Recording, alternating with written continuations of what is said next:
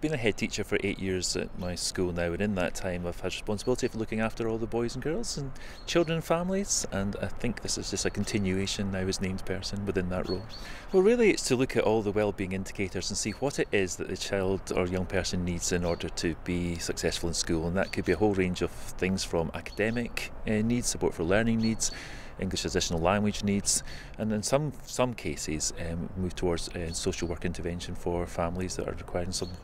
targeted support. Sometimes you find that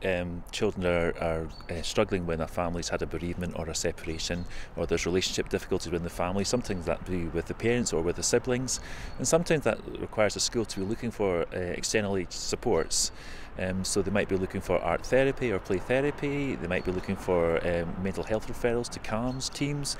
In some cases they might just be looking for support for the family through food banks or from after school clubs and play groups, because that's what's required in order to allow the mother to cope with the younger sibling that's been born. And sometimes it's about helping families understand learning for the children, because not all families can necessarily cope with homework, or after school can be difficult, so it might be befriending agencies. And some families need support from social workers because of relationship difficulties or things that are happening outside the school but are actually impacting inside the school, and it gives the named person a vehicle for focusing that, looking for that support and recording it. There's a lot of fear with families when you mention social workers, so they feel a bit scared that actually someone's going to be knocking on the door and imposing something on them. And very much in working with families, if we're